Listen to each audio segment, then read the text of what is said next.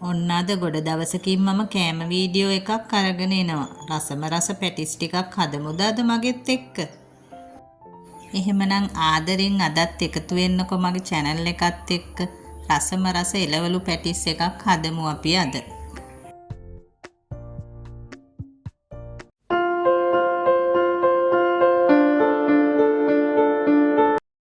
එහෙමනම් බලමුකෝ මම අද පැටිස් ටික කොහොමද හදාගන්නේ කියලා. මම මෙතන පාන් පිටි ග්‍රෑම් 250ක් අරගෙන තියෙනවා. ඒ වගේම මාජරින් ස්වල්පයකුත් ලුණු ටිකකුත් අරගත්තා.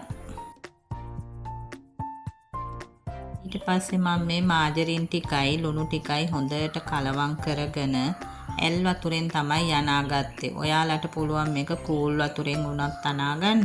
මං ඉතින් අද මෙහි සීතලත් හින්දා ඉතින් මේ ඇල් වතුර තමයි අරගෙන මේ ටික පිටි ටික අනාගන්නේ. ඔයාලට මේකට බටර්ම අවශ්‍ය වෙන්නේත් නැහැ. පොල් තෙල් ටිකක් උනත් දාලා මේ පිටි මෝලිය අනාගන්න පුළුවන්. මම ඉතින් බටර් ටිකක් තිබ්බ නිසා මම බටර් දාලා අනාගත්තාද. මේ පිටි මෝලිය අනාගන්නකොට හොඳ ඝනකම පිටි මෝලියක් තමයි අපි හදාගන්න ඕනේ.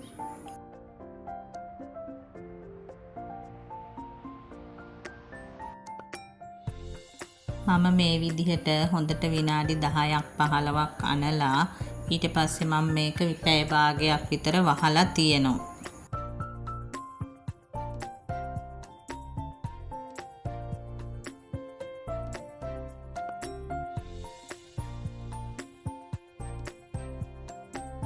ඊට පස්සේ තමයි පැටිස් එකට අවශ්‍ය කරන පිරවුම හදාගන්නේ. මට අද හොඳ නයිමිරිස් වගේක් හම්බ වුණා. ඒ හින්දාම තමයි මට හිතුනේ අද පැටිස් ටිකක් හදාගන්න ඕනේ කියලා. මම මෙතන අල ටිකක් අරගෙන තියෙනවා. අල මම පොඩිවට හීනිවට මේ කපා ගන්න හදන්නේ. මෙන්න මේ විදිහට හීනිවට කපාගෙන තමයි පැටිස් එක ඇත්තටම හරිම රස. මොකද මං නම් ආස නැහැ පැටිස් අර අල තම්බලා දාගන්න. මේ විදිහට කපලා හදාගත්තාම ඉතින් පැටිස් එක ඇතුළ හොඳටම හරිම රසයි.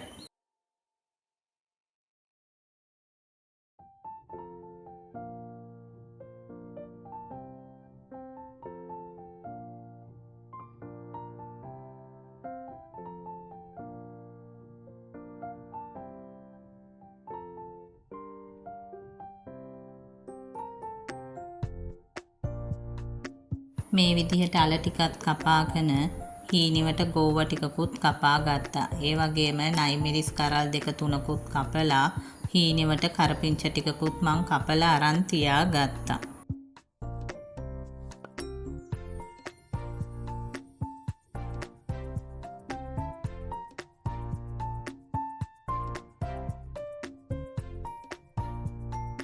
ඊට පස්සේ මම මේ හදන්නේ තෙම්පරාදුව හදාගන්න. භාජනයක් ලිපේ තියාගෙන තෙල් ටිකක් රත් වෙන්න ඇරලා මම මේ එකතු කරන්නේ හීනිවට කපාගත්ත අල ටික.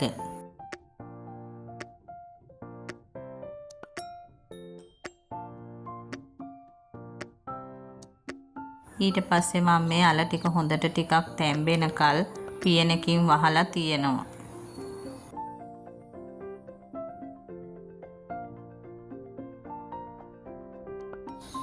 අල ටික ටිකක් තැම්බුණාට පස්සේ මම දැන් මේ එකතු කරන්නේ කපාගත්ත මිරිස් ටික, ගෝවා ටික, කරපිංචා ටික. ඒ ටිකත් මම හොඳට කලවම් කරලා ඒ ටිකත් ටිකක් වෙලා ඉදෙනකල් වහලා තියෙනවා.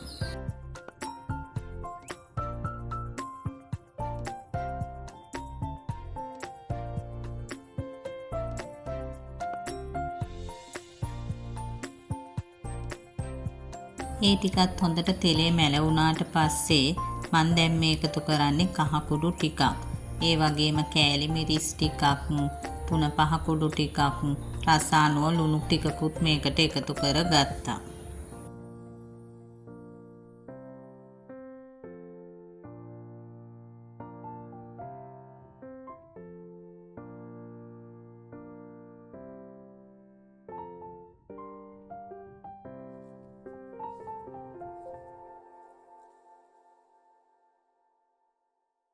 දවසින් දවස මගේ channel එකත් එක්ක ගොඩාක් අය එකතු වෙනවා. ඒ එකතු වෙන ඔයාලට ගොඩාක් ස්තුතියි. ඒ වගේම මගේ channel එකත් එක්ක එකතු වෙන්න කැමති කවුරු හරි තවමත් ඉන්නවා නම් ආදරෙන් මං ඉල්ලනවා ඔයාලටත් මගේ channel එකත් එක්ක එකතු වෙන්න කියලා. මොකද මම දන්න විදිහට මම දන්න දේවල් ඔයාලත් එක්ක බෙදා ගන්න ගොඩක් කැමතියි. ඒ නිසා මම හිතනවා ඔයාලත් මගේ channel එකත් එක්ක ආදරෙන් එකතු වෙයි කියලා. දැන් මේ ටික හොඳට තැම්බිලා තියෙන්නේ මට මේ වෙලාවේ ලිප ඔෆ් කරගන්න පුළුවන්. දැන් ඉතින් මං හදන්නේ පැටිස් ටික හදා ගන්න. මම මේ අනාගෙන තියලා තිබ්බ පිටි මෝලිය දැන් මේ ටික කොටස් දෙකකට මම බෙදා ගන්නවා මට ලේසි විදිහට. මොකද මට එතකොට ලේසි ඉක්මනින් රවුම් කපා ගන්න මේක.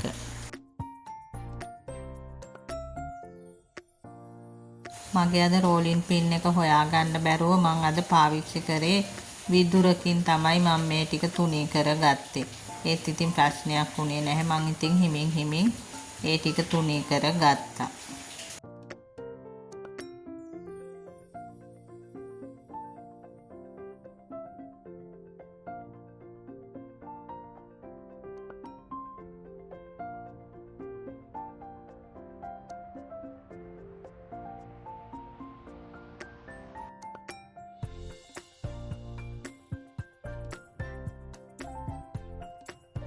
මෙහෙම තුනී කරගෙන මං එක සමාන රවුන්ඩ් ටිකක් කපා ගත්තා.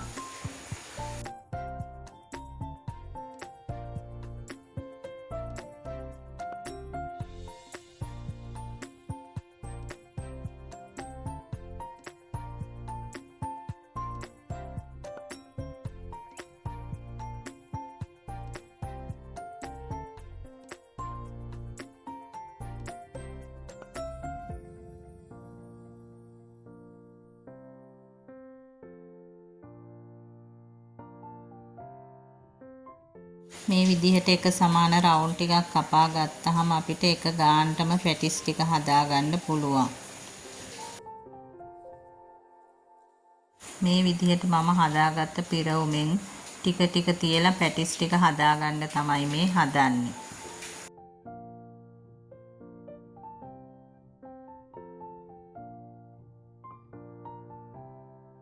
මම ඊට පස්සේ මේ වතුර පින්සලකට වතුර ටිකක් අරගෙන වටේම ගා ගන්න. ඔයාලට මේකේ බිත්තර සාරු උනත් ගා ගන්න පුළුවන්.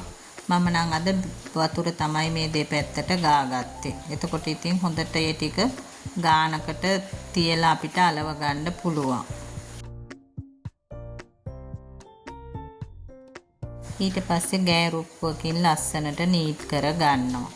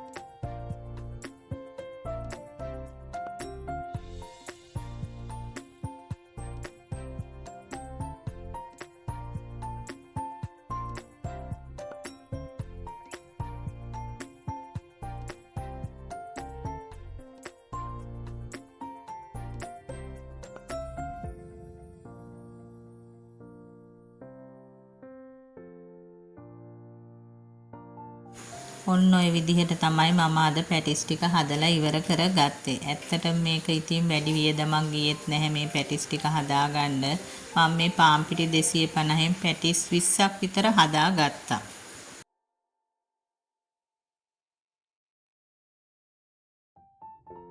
දැන් ඉතින් හදන්නේ මම මේ රස පැටිස් ටික බෙද ගන්න. පෑන් එකක් ලිපේ තියාගෙන තෙල් ටිකක් රත් වෙන්න දැරලා මේ ටික දැන් ටික ටික බැද ගන්න තමයි මේ හදන්නේ.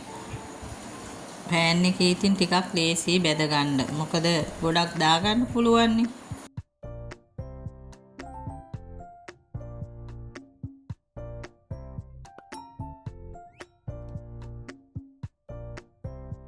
අපිට මේ විදිහට ඉතින් පුංචි ව්‍යාපාරයක් වුණත් කරගන්න පුළුවන්.